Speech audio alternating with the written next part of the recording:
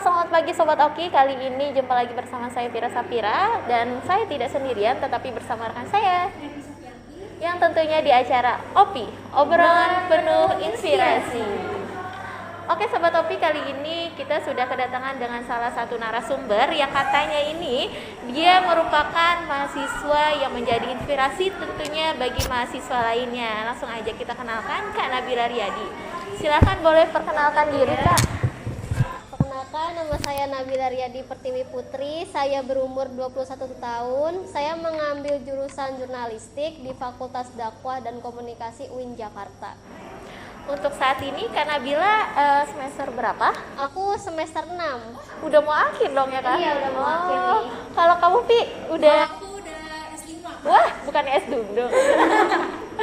Oke, Kak Nabila sekarang udah semester 6, pastinya sibuk banget nih ya Kak? Iya, sibuk banget. Selain kuliah ada kesibukan lain gak sih Kak? Iya, aku ada kesibukan ngajar. Jadi aku itu Ngajar apa tuh Kak? aku ngajar les privat. Aku ngajar les privat anak sekolah dari TK, SD sampai SMP. Jadi aku ngajar privatnya itu di rumah aku.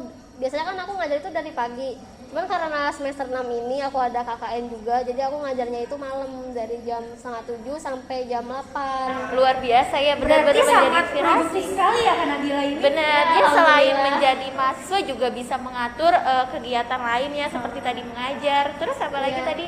Belum lagi juga kalau urusan kampus ya kadang datang harus pagi, dan juga saya kan KKN in kampus nih, jadi saya harus datang pagi terus. Jadi itu benar-benar time management itu harus diatur banget gitu. Nah Harus itu balance. cara kakak ngatur waktu dan manage waktu itu kayak gimana Kak? Cara aku ngatur waktu, pertama aku buat jadwal dulu ya di HP, pakai Oh, HP gitu. ini ada. Jadi kan kalau di Xiaomi itu kan ada aplikasi catatan tuh. Oh, Nah, iya? itu saya bisa saya tulis misalnya dari jam 7 pagi sampai sekian saya ngapain, misalnya saya KKN di kampus.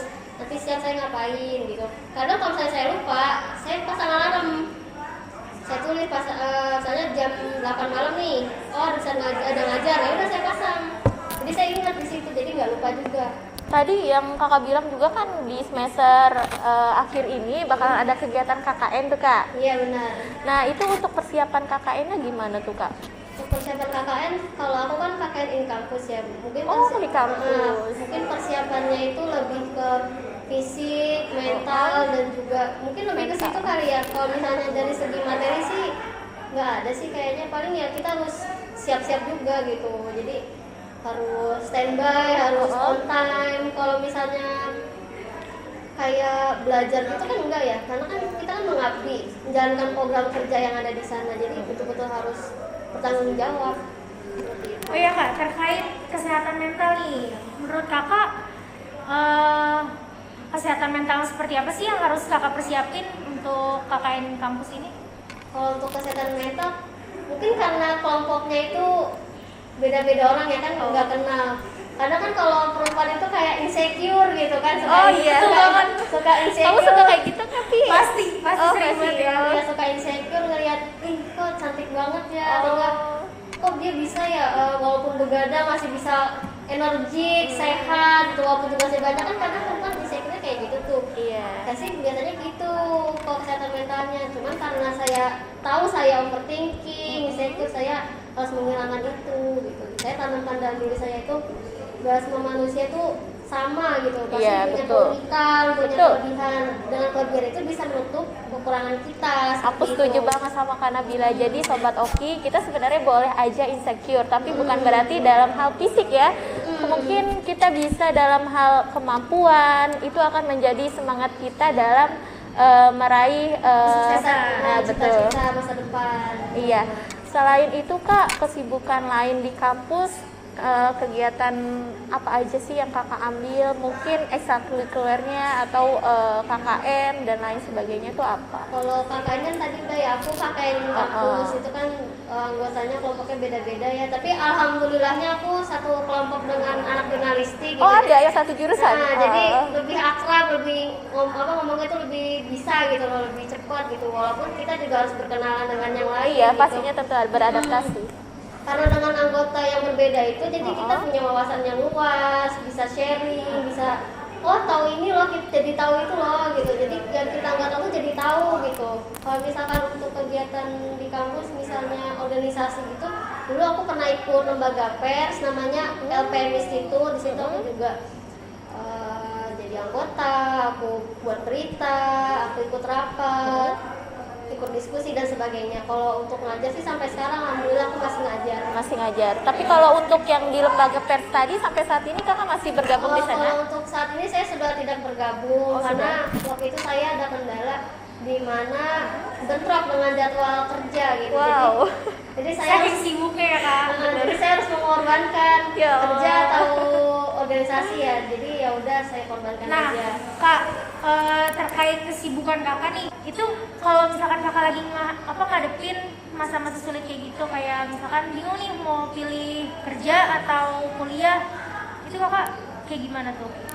Misalnya jadwalnya bentrok atau bagaimana? Iya. Mungkin lebih mempertimbangkan mau pilih yang ini atau ini. Kayak tadi kan kakak harus mengorbankan lembaga pers karena terkendala dengan kesibukan lain. Itu caranya kayak gimana? Kalau misalnya bentrok kuliah sama kerja, pertama saya memang prioritaskan dulu kuliah.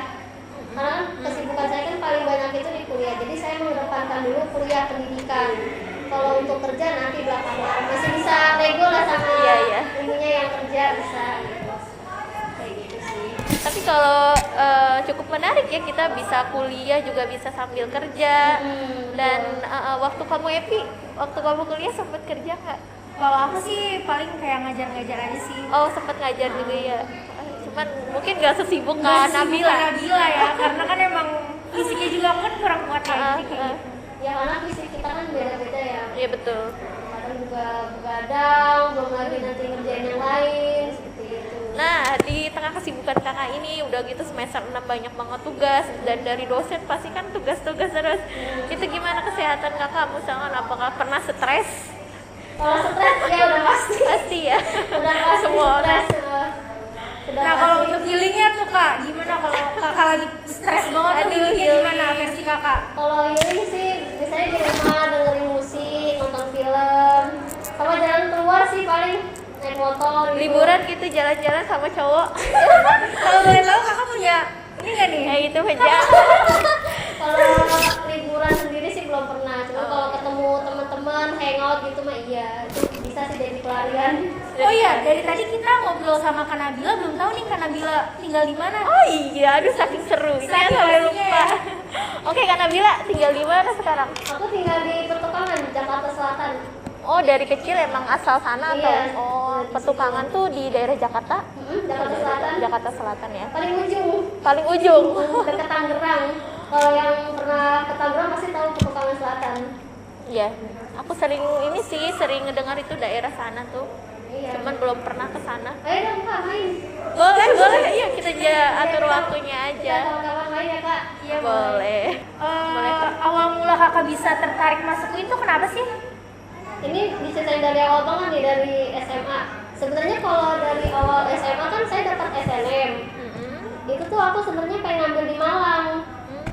Terus kok bisa tertarik di sini gitu kak? Nah jadi gini, karena tertarik di Malang kan saya tahu tuh saya nggak dapet. Saya coba SBM. SBM itu saya nggak dapet juga di UNJ. Ya udah terus saya mikir deh, apa UIN kali ya, tapi jadi juga UIN bagus karena kakak saya alumni di situ, terus kakak ipar juga alumni UIN. Ya udah deh nggak apa-apa, coba dulu masuk UIN gitu. Jadi juga UIN bagus dari segi akreditasi, segi akademiknya, terus organisasinya juga, jadi saya tertarik gitu. Nah, pas awal pendaftaran tuh kalau di UIN kan setahu saya itu ada inian ya, ada pilihan pertama dan kedua. Nah, ini kan Nabila ini pilihan pertamanya jurusan jurnalis atau apa Kak? Pertama malah manajemen. Oh gitu. Karena saya tertarik tentang ekonomi, manajemen. Oh, kira Kok bisa tertarik tuh kak? Saya suka keuangan. banyak uangnya kan nih? Kalau cewek realistis lah ya. Iya betul. Tentang keuangan, terus akhirnya yang kedua saya pilih jurnalistik. Karena saya tahu waktu itu saya suka nulis, saya suka baca, saya suka ngomong. Karena itu berhubungan dengan ilmu komunikasi, jadi saya pilih aja. Tapi masih ini kan satu. Masih relate, masih berhubungan. Sebenarnya kalau pendidikan guru itu saya pikir kurang. Kurang apa tuh? Kurang minat? Oh. Tapi saya bisa ngajar, jadi saya bingung juga kenapa. tapi masih berhubungan juga sama komunikasi Iya mungkin sih, ya. jadi pendekatannya lebih enak, lebih Iya, praktis betul gitu. banget. Ada kendala nggak sih Kak? Katanya kalau masuk, nih setahu aku ya, masuk UIN itu katanya susah. Bener gak sih kak? Iya. Kalau untuk masuk UIN sebenarnya ya susah-susah lah ya. Susah gampang ya? Susah gampang. Tapi ada persiapan ya, sorry Pi. Kalau persiapan udah pasti kita belajar, harus mengetahui Oh, iya. materinya. Apalagi kan waktu itu ujian mandiri ya. Ujian mandiri itu kan ada tes IPS-nya, ada tes bahasa Indonesianya, bahasa Inggrisnya. Itu kan juga dia materinya kan materi SBMPTN sebenarnya. Cuman tingkat susahnya lebih disusahin lagi gitu. Jadi kitanya mikir kritis, harus lebih betul-betul memahami soalnya gitu biar kita nggak salah jawab. Apalagi waktu itu ada soal pengetahuan agama. Dimana kalau pengetahuan agama itu kan agamanya umum banget, general banget gitu. Kayak misalnya rukun iman ada berapa, atau sholat ini ada berapa rakaat, kayak gitu kan mesti bisa lah ya. Terus ada lagi tuh yang bahasa Arab. Nah ini bahasa Arab ini dulu nih bahasanya saya nggak tahu itu. Oh, ada tes bahasa Arab juga. Berarti kakak pertama kali ketemu Pertama banget ketemu itu di tes itu? Iya, karena saya kan SMA nggak pernah belajar bahasa Arab, ini apaan Oh nih? gitu. Kalau pengetahuan agama kan masih bisa lah ya, masih Iya. bisa nalar lah, masih bisa nebak-nebak. Ini kalau bahasa Arab dulu sama sekali saya nggak bisa. Saya juga nggak belajar tuh bahasa Arab dulu yang kayak gitu. Tapi walaupun saya nggak belajar, persiapannya itu saya nonton YouTube. Minimal ada lah dikit-dikit ngerti gitu. Kayak gitu sih Kak. Berarti benar-benar butuh persiapan ya mau masuk UIN juga. Beli buku SBMPTN sih saya, terus beli buku. Oh, sampai beli buku.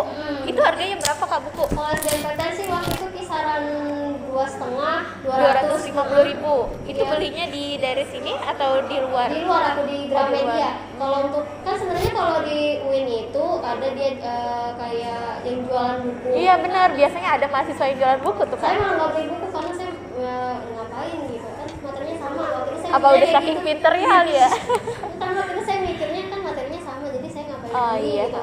Ternyata pas saya datang tes beneran masih sama materi SBMPTN gitu. Jadi saya pikir Biar nggak buang-buang juga ya? jadi saya pikir ya udah mau nggak apa-apa deh nggak beli, tapi alhamdulillahnya sama materinya gitu. Kalau untuk yang ini sih nggak tahu, kalau yang kali ini ya saya nggak tahu.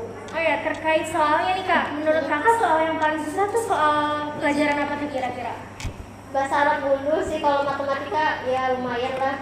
Bahasa Arab kamu bisa Pi? Kamu bisa nggak? Alhamdulillah bisa. Kalau saya nggak Jago bisa. banget. Bisa nantem doang. Anak antum, Saya anak nggak UHI. bisa sama sekali. Gitu. Oh ya, kesan dan pesan kakak selama kuliah di UIN gimana tuh kak? Ya kalau dibilang seneng alhamdulillah, terus juga sedih dukanya ada karena kan harus mengatur waktu, harus menyesuaikan waktu juga sih, terus juga harus cari-cari buku di perpustakaan. Kalau misalnya materinya nggak ada itu kan kendala tuh. Iya. Terus juga harus bertemu dengan dosen yang mana jadwal dosen sangat padat ya, daripada kita kan harus nunggu gitu. Terus juga perkenalan dengan yang satu sama lain, apalagi kan saya orangnya introvert, jadi tantangan saya tuh untuk bertemu dengan banyak orang gitu. Alhamdulillah sekarang ada perubahan gitu sih Kak. Oke deh Kak Nabila, sebelum kita tutup acara dan pertemuan kita kali ini, ada yang mau disampaikan nggak? Atau mungkin saran buat sobat OPI di sana, gimana menjadi mahasiswa dan bisa mengatur segala hal? Ya, dari saya, bagi yang ingin masuk UIN atau ingin lanjut kuliah, jangan lupa belajar, jangan lupa mengatur waktu sebalance mungkin, karena 1 menit yang kalian hamburkan itu sangat berharga untuk kedepannya gitu. Pada saat waktu kalian itu sedang leha-leha, sedang bermain-main, padahal di belakang itu teman-teman kalian itu tuh sedang berproses, sedang berjuang untuk meraih mimpinya gitu. Jadi jangan sampai kalian terlalu leha-leha dengan waktu yang ada gitu. Jadi harus memaksimalkan mungkin waktu yang ada gitu. Dan juga menurut saya kalian itu nggak boleh malas, nggak boleh, dan jangan terlalu kayak terlalu santai sih. Menurut saya sih terlalu Mungkin santai lebih gitu. harus memanfaatkan waktu dengan sebaik mungkin ya Kak Nabila. Iya, jangan terlalu santai, dan juga harus kritis sih, harus open minded sih. Kenapa aku bilang kritis dan open minded? Karena kita harus melek dengan isu yang ada gitu. Jangan sampai karena adanya globalisasi ini kita jadi kayak nggak mau terbuka suka dengan dunia, kayak udah maunya kayak gini-gini aja, stuck aja gitu, dan itu menghambat pertumbuhan kalian gitu. Jadi menurut saya kan harus open minded, harus kritis, harus terbuka, harus menggunakan waktu dengan efektif, dan jangan lupa kalian itu harus taat sama orang tua kan, karena doa orang tua itu juga perlu, sangat ampuh banget. Oke? Oke Kak Nabila, terima kasih banyak atas waktunya. Next kita bakalan mengundang Kak Nabila lagi. Oke, buat Sobat Oki, tidak terasa sudah 30 menit kami menemani waktu Anda. Mohon maaf jika ada salah-salah kata dari kami berdua. Saya Pira Sapira dan Saya Edi Sofianti. pamit undur diri, terima kasih dan sampai jumpa.